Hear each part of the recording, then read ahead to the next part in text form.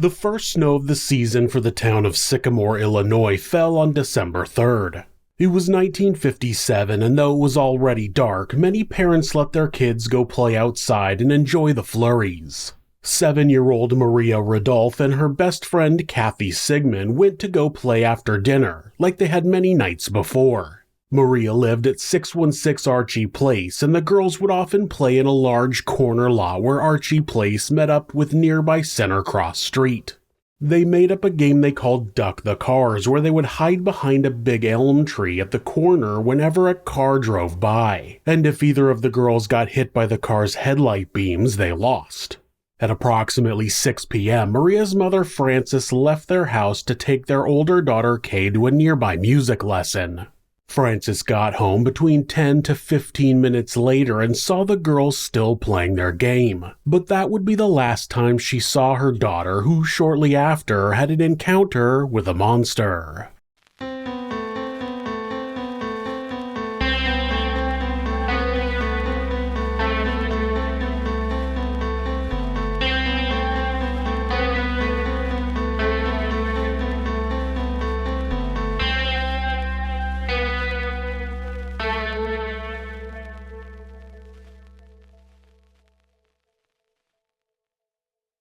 At some point between 6:10 and 7 p.m., a man who called himself Johnny approached the girls. He was wearing a blue, green, and yellow sweater and jeans, and at one point took off his winter hat to reveal a head of blonde hair. He smiled and was friendly with the girls, and had teeth that were large with a gap in the top. Johnny made a bit of small talk with the girls and offered them a ride, saying he could take them somewhere either by car, bus, or on a piggyback ride. Maria took him up on his offer. He gave her a short piggyback ride around the area they were playing in and said he would give her another ride if she brought him a doll. Maria ran home, leaving Kathy and Johnny alone. In some accounts, he offered Kathy a ride then, but she declined. In others, he asked her to go get a doll as well. When Maria got home and started picking through her dolls, her mother told her that because of the snow, she needed to grab a rubber one, not a porcelain one. So she grabbed a rubber baby doll in a red and white skirt. When Maria ran back outside to Kathy and Johnny, Kathy seemed ready to take Johnny up on his offer, but her hands were cold. She asked him what time it was, and he told her approximately 7 p.m. She ran home to get her mittens and perhaps a doll as well, and when she got back outside, she found Maria and Johnny were gone. She went to the Ridulph home nearby to see if they'd gone there, and Maria's 11-year-old brother Chuck answered the door. He knew the girls frequently played hide-and-seek and asked Kathy if Maria might just be hiding from her. Kathy then ran back out to start yelling for Maria to come out. When that didn't work, she knocked again. Chuck then told his parents what was going on, and Frances and Mike Ridulph came out to help search and sent Kathy home. Mike brought out a whistle that the family sometimes used to summon whichever child was out playing too late at night. They checked some of Maria's favorite spots, but found nothing. Frances went home to call Kathy's mother, Edna, and she became worried when she heard the story about the girls playing with an older man. Frances found her husband still searching and asked if they should call the police, but Mike didn't think there was anything to be worried about. As they kept searching and found no trace of Maria, however, Frances started to think it might be an emergency. She left for the police station some point between 7 and 8 p.m. Slightly different versions of Kathy's story would bring more details later on. She said during their chit-chat, Johnny had offered up the information that he was 24 years old and hadn't yet found a wife. She said he complimented both girls and made sure to tell Maria her doll was lovely as well. The exact timeline in which Maria's abduction took place is something that's still up for debate. The theory would later come forward that when Kathy asked Johnny for the time, perhaps he had lied to confuse her. How much time had elapsed between Maria vanishing and Frances leaving for the police station could have been anywhere from 20 minutes to an hour and 10 minutes, depending on whether Johnny had given Kathy the right time. Police sent out a few squad cars who failed to find the girl, so they started bringing in some more experienced volunteers. The idea that Maria had simply run away was pushed to the side quickly when police made a grim discovery. An early search party traced the footsteps from the elm tree to a nearby field. The tracks led behind an old barn, then stopped where tire tracks began. Whoever had taken Maria had stashed their car nearby. The abduction had been planned. Police called for backup. The houses and yards closest to Maria's were searched again and again, which makes another clue that was found perplexing. At around 10:30 p.m., Maria's teenage sisters Pat and Kay found Maria's doll near a rock in a yard just a few doors down from the Ridulph home, but officers were sure they'd canvassed that spot. Had it been out in the woods or a field, it might have gotten missed, but this was in a yard that was scrutinized over and over again. Many of the townspeople stayed up all night to help. Women took turns bringing coffee and an assortment of jugs to the police station to help everyone power through the night. Some of the search parties were essentially vigilante groups of armed or drunk, sometimes both, men who had not slept enough and felt it was up to them to mete out justice. Various groups and mobs started knocking on doors and demanding to be let in, but despite the tension, as the sun rose the next day, police brought in planes to fly over the town and search from the air. Local men started combing the woods and walking along streams and railroad tracks. Though the FBI could not formally become part of the case until 24 hours had elapsed, an agent showed up that morning and local papers implied he was ready to start helping early, though he wouldn't officially be on until 7 p.m. Police were quick to say they believed the abduction had been done by someone local, and they said they wouldn't be surprised if the culprit lived near Center Cross and Archie Place. Privately, they wondered if the person who'd kidnapped Maria had left the doll out during the search to taunt them. Police made a public appeal to whoever had left the doll to come forward with information, playing the angle in the papers that perhaps someone had simply found it on their property and been worried about mob justice with the way the search went those first few days. A few odds and ends were uncovered early in the search. Someone found bloody towels in a bag, and someone else found a rabbit's entrails. The strangest find, though, was a collection of well-preserved newspapers about two sisters who'd recently been murdered in Chicago. Their names were Barbara and Patricia Grimes, and they'd been just 15 and 12 when they were killed. The murder had been a year prior, on December 28th of 1956, and Sycamore is only 90 minutes from Chicago. Just before Christmas, police thought there was a chance they'd found Johnny. On December 2nd, Kathy Sigmund was taken to Wisconsin for a lineup and identified one of the men as certainly being Johnny. He was a farm worker in his mid-30s who fit Johnny's description exactly, apart from being a bit older. However, upon further investigation, police discovered the man could not have taken Maria as he was actually in jail on the night in question for check fraud. The next few months passed with all of the usual leads that come up in any disappearance. Psychics called in to talk about their dreams, and sex offenders were examined in a steadily widening net. Maria's parents went back and forth between believing she was dead and holding out hope she might somehow be alive. The next major development happened months later. On April 26, 1958, a couple vacationing from Minnesota were looking for places to hunt mushrooms. They were near the town of Woodbine in Joe Daviess County and only a little way into the woods when they made a grim discovery. They found a badly decomposed body and quickly went to call the police. There were no other girls Maria's age missing in northern Illinois, so local law enforcement contacted Sycamore right away. Woodbine was only about 90 minutes away. The body was identified quickly using dental records and confirmed the Ridulph family's worst fears. An autopsy failed to give any clues about the killer or even Maria's cause of death, as her body had been scavenged by animals and mostly decomposed by the time it was found. Though no clear-cut evidence of sexual assault was presented, she was wearing only her shirt, undershirt, and socks. Her coat, pants, and undergarments were gone. Maria was finally laid to rest a few days later on April 30th. Mourners sang her favorite hymn, and she was buried between two plots that Mike and Francis purchased to be their resting places when they passed. A dozen plainclothes officers watched those in attendance, keeping an eye out for anyone who could match Johnny's description in case he decided to attend. In the Ridulph house, Maria did not have her own room, but there was a corner in the living room where she kept her toys. After she vanished, they kept her unopened Christmas presents there, not wanting to turn the room she'd shared with Chuck into a shrine. After her funeral, they finally started putting her things away. When the case had still been hot in the news those first few weeks, FBI Director J. Edgar Hoover got involved, and as a result, President Eisenhower did as well. It was a passive involvement with occasional comments passed down from a secretary here or assistant there, but it helped spur the media attention to the case. But with Maria's body being found in Illinois, the FBI could no longer be involved as it was apparent that she had not crossed state lines. The months turned into years, which turned into decades, and after 50 years no one had forgotten about Maria, but they moved on. Many certainly thought that answers to her murder might never be found in this life.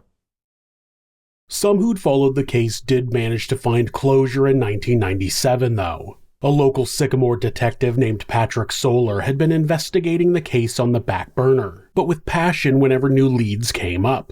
In 1997, Solar found possible evidence to connect Maria's murder with a child killer by the name of William Henry Redmond.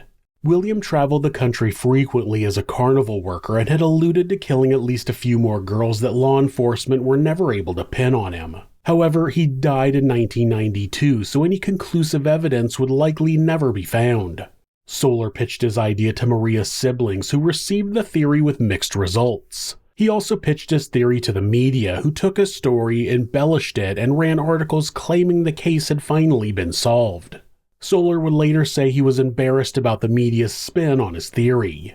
The story had given Kathy Sigmund some measure of closure, but she didn't realize that it wasn't conclusive. The first year or so after Maria's disappearance, she'd been pulled out of school constantly to look at lineups and spent a lot of time being afraid that Johnny would come back for her. Plus, the police had drilled into her head that she was the only person who could identify Johnny, so even as she grew up, she found herself always looking for his face in crowds. She, at least, was glad it was over. By the late 90s, Maria's siblings, Pat, Kay, and Chuck, had all grown up and had children of their own. Her parents, Francis and Mike, had divorced since Maria's disappearance. Mike passed away in 1999 and Francis in 2007, still without definitive answers. It would be 5 more years after both of Maria's parents passed away that her family would finally see their day in court. In 2011, police told the media the shocking news that they'd finally made an arrest. A man named Jack McCullough from Seattle was being extradited to Illinois to be put on trial. But who was Jack McCullough? To get into the intricacies of how his family intertwined with the community of Sycamore and the Ridulph family, it's perhaps easiest to start at the beginning.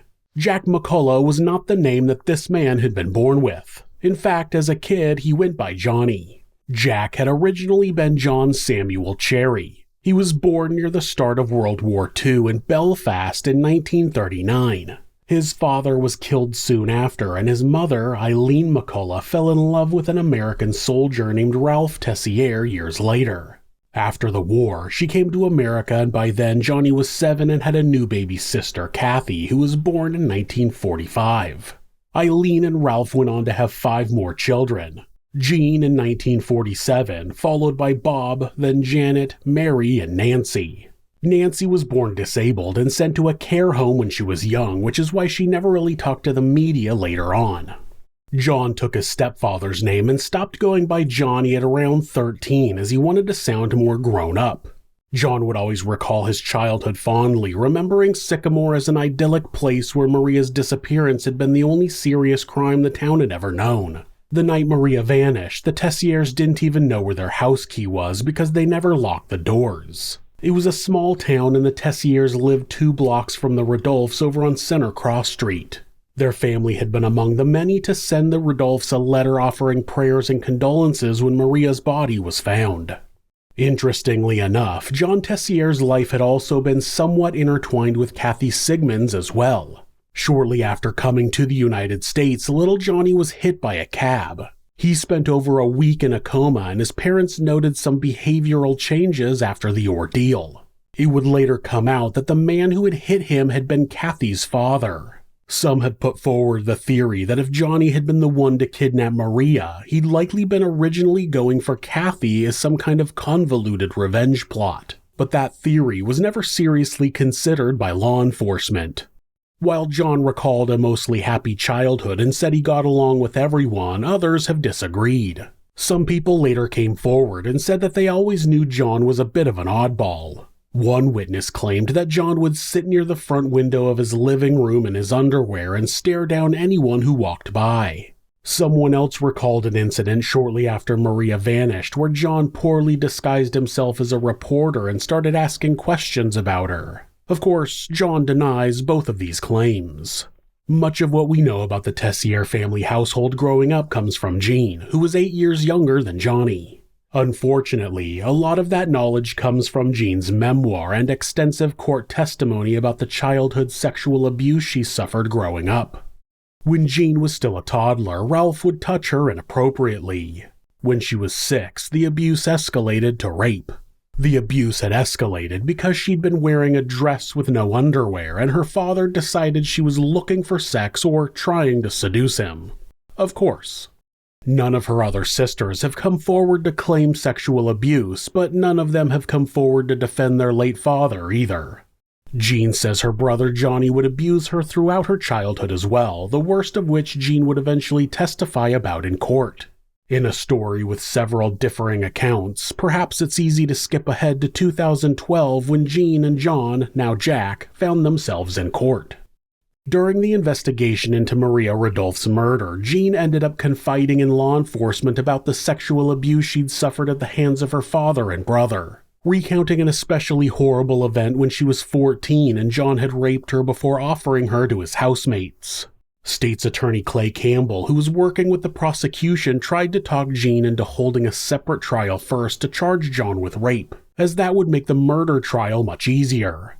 He assured her that it would be her choice and he would not pursue that angle unless she wanted to. But when Jean refused, saying she didn't think the case would hold up in court, Campbell told her they were moving forward with it anyway.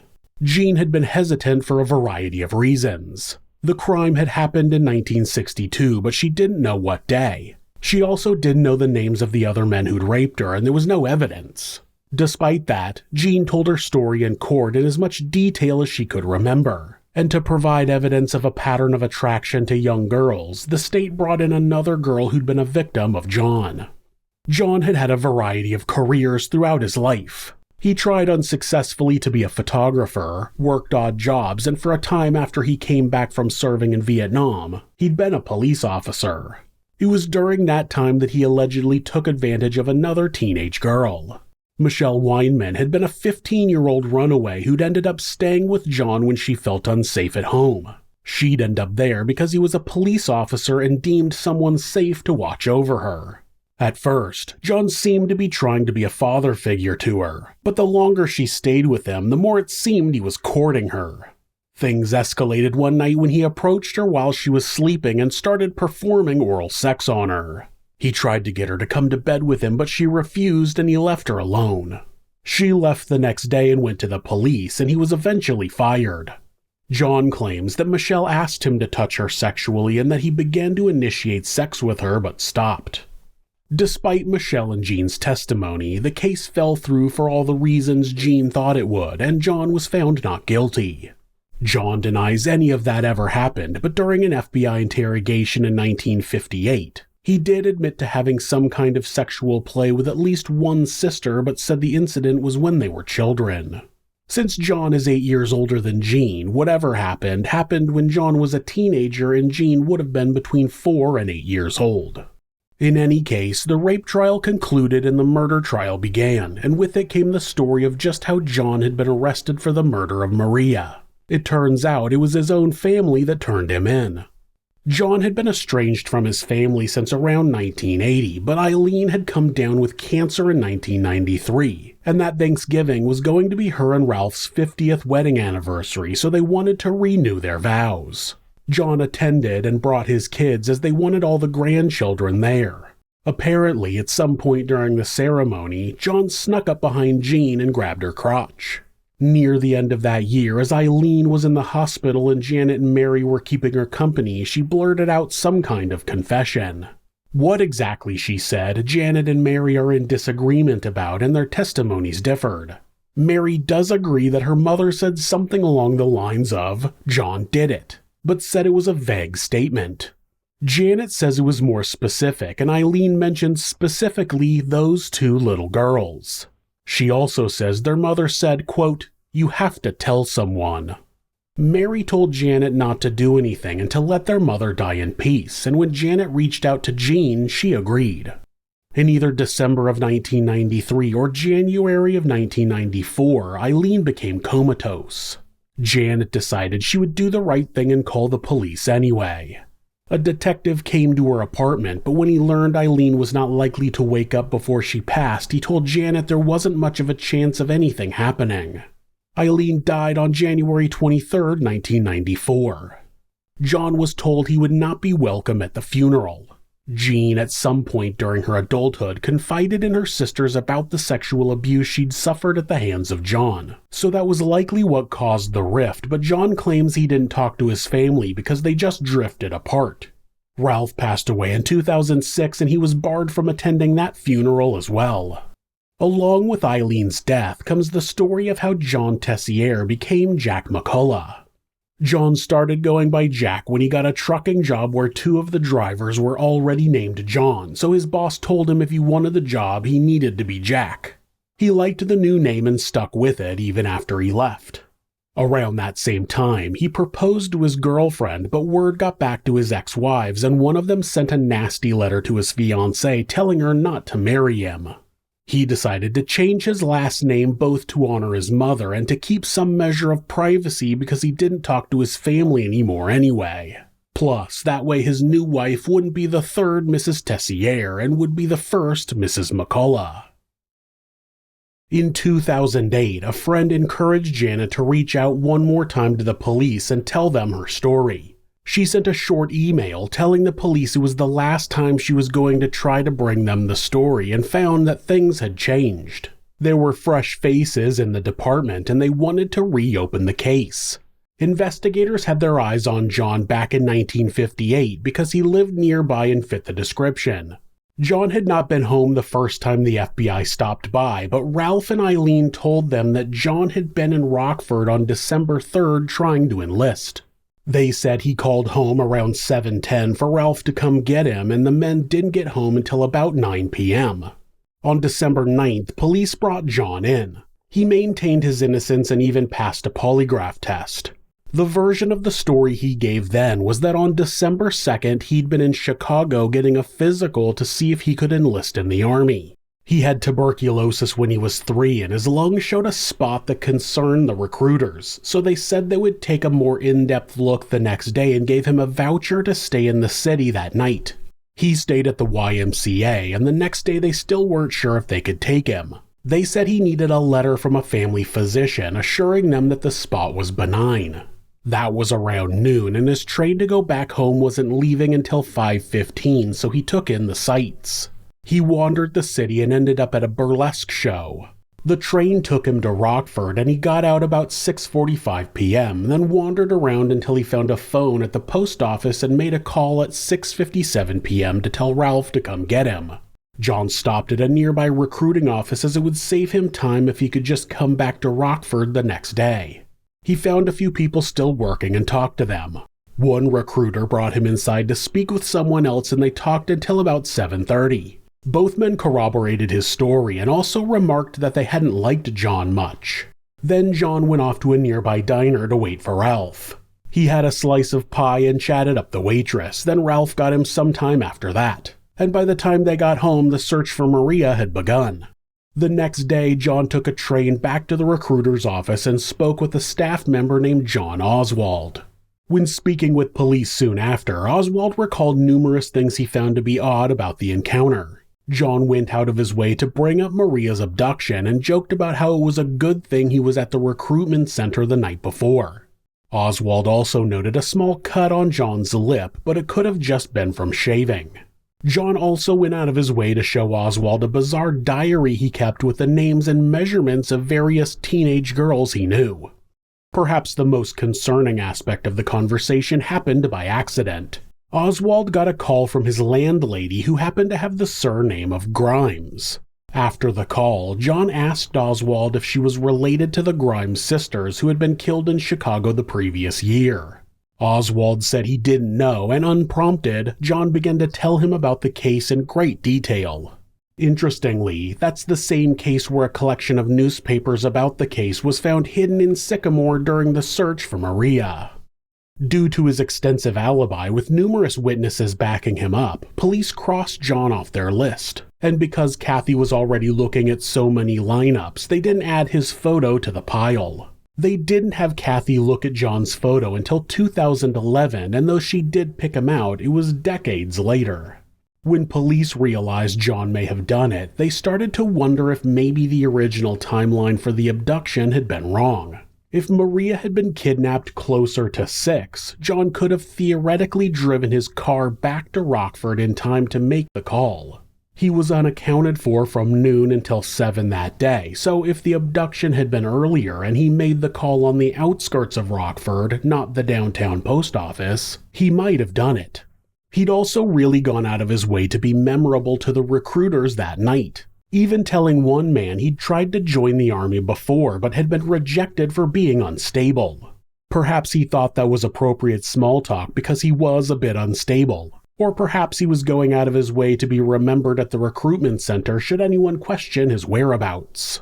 I do have to question this theory though, because it relies on John having kidnapped Maria and then driven himself back to Rockford. If that was the case, his car would have been left there when he was picked up by Ralph. How did he get his car back? Or were they suggesting that John's parents were lying about Ralph having picked him up?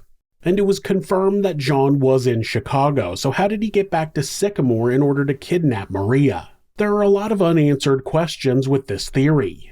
In order to make the theory work, the prosecution moved the timeline up despite initial reports. Francis, along with 3 neighbors, had initially reported Maria playing outside at about 6:30, but Francis later remembered the music lesson she took Kay to had been closer to 6. Another witness, who was a delivery man, substantiated the new timeline, saying he'd seen the girls at 6:05 but not when he returned from his delivery 15 to 20 minutes later. Investigators started questioning John after his 2011 arrest again. They quizzed him about his alibi and pointed out that Ralph had been helping with the search early that night and couldn't have picked him up, but he said he'd hitchhiked home. The detectives pointed out that his sisters did not see him come home that night, so he said he snuck in through a window. He changed his story a few times at one point, saying he'd also helped with the search. Despite his changing story or just his shaky memory, it had been over 50 years after all. John did have quite a bit of evidence in his favor. The changed timeline was tedious at best, and if the timeline didn't hold up, his alibi was rock solid. However, almost all of that historical evidence was barred from discovery. The prosecution had convinced the judge that because the accounts were so old, they weren't reliable, which is strange because their own evidence was witness accounts from over 50 years ago. With the FBI's evidence from the 50s gone, so too was any evidence of John's alibi. Leading up to the trial, Maria's body was exhumed and a more up-to-date autopsy revealed she'd been stabbed in the throat. Her family held a second funeral when her body was buried again, and the town was ready to finally see justice served. The trial began in the fall of 2012. One crucial piece of evidence came from Jan Edwards, who'd been John's girlfriend before he left for the military. She recalled that either on the 3rd or 4th of December they were sitting in a car when he told her he'd been accepted to the military. They had that inevitable talk many high school seniors do, and they parted amicably. John gave her a ticket the military had given him to use the next time he had to go to Chicago, as he didn't want to lose it. She tucked it in a picture frame behind her favorite photo of the two when they had gone on a date to a nightclub. The picture would later be the one used in the lineup that Kathy chose. If John was planning on taking the train back to the recruitment center the next day, it's strange he wouldn't have used the free ticket. If he had driven rather than taken the train, he might have had time to abduct Maria. John's sister Kathy testified that John owned a sweater he loved that was blue, green, and yellow, just like the one Kathy Sigmund described. But after December 3rd, she never saw the sweater again. She also testified that Johnny didn't come home that night. Other testimonies were more ambiguous. A girl who'd grown up in Sycamore named Pam Long testified at the trial that when she was a child, Johnny had given her a piggyback ride, and when her father saw it happen, he seemed extremely worried to see her playing with a boy. Another local said he could have sworn he'd seen someone driving Johnny's car that day, which didn't make sense if he'd been out of town as he didn't let anyone else drive his car. Irene Lau had been one of the officers to question John in 2011, and she testified that he spoke about Maria as if he were talking about someone he'd been in love with. He called her lovely and said she had beautiful eyes. He even compared her to a Barbie doll. On September 14, 2012, John was found guilty of kidnapping and murder and would not be allowed to seek parole until he'd served at least 20 years. At 74, it was essentially a life sentence. During John's trial, his children and extended family spoke in his defense. Despite the conviction, his family was hoping that John might be able to successfully appeal his case. He had children and grandchildren who spoke admirably of him and said they wanted him home. It took years, but starting in late 2015 during a review of his sentence, things seemed promising. The review was expedited by DeKalb County Attorney Richard Schmack, who had been somewhat involved in the original trial. Schmack and a few other investigators reviewed many of the original documents that had been barred from discovery and felt John had a compelling case. John's sister Kathy said during the trial that she'd seen police cars searching for Maria when she got home at about 7 p.m., which would support the new timeline, but other witnesses who were at the same event said it didn't end until 9 p.m. Phone records had also proven that John had indeed been at the post office in downtown Rockford, meaning even with the prosecution's new timeline, he would have been cutting it very close to have kidnapped Maria and made it back to call Ralph. Testimony from Kathy Sigmund also proved useful. In 2012, Kathy testified that there was a street light on the corner where the kids played, which was later proven to be untrue and added fuel to the argument that the eyewitness accounts that had condemned John were unreliable. With new, old, and re-examined evidence, the appeal was very convincing. The bulk of the evidence was simply in the old FBI case files, though. John was released on bond on April 15, 2016, and the charges were formally dismissed a week later. Kathy has since passed, but Pat and Chuck have openly told the media they still believe their brother is guilty. There's no doubt that John Tessier or Jack McCullough, whatever he's going by, has done some bad things. If we take everything he said as the absolute truth, he's still someone who took advantage of a 15-year-old girl in his care when he was in his 40s. He still had some kind of sexual contact with at least one sister who was much younger than him. Some would argue that even if John's alibi held true and he did not kill Maria, he still deserves to be punished. That might be true, but that's not how the justice system works, and that's the kind of thinking that puts innocent people in jail. That sentiment is also partially what led to John's release. The department that handled the case after his Washington arrest was so hell-bent on getting him behind bars no matter the cost that they bent their own rules. They questioned him after he asked for a lawyer and embellished some of their testimony during the 2012 trial, which was later used against them on appeal. The 2012 trial itself is another example of that. The fact that the original FBI files were barred from discovery was unusual and ultimately what led to John going free. Had the case been approached more objectively and had facts been checked more thoroughly, perhaps the truth could have been found during the initial trial. If John was indeed guilty, then law enforcement's bending of their own rules only helped to let a guilty man go free. But if he is innocent, then a great injustice was prevented and the case still needs to be solved. Almost exactly a year after he was released, John was granted a certificate of innocence and the case was officially reopened. He went back to his family in Washington with a newfound appreciation for his life. He told the media he wanted to travel more and spend time with his kids and grandkids. At this point, the kidnap and murder of Maria Ridulph is still officially unsolved and a monster is still on the loose. That is, if they're still alive.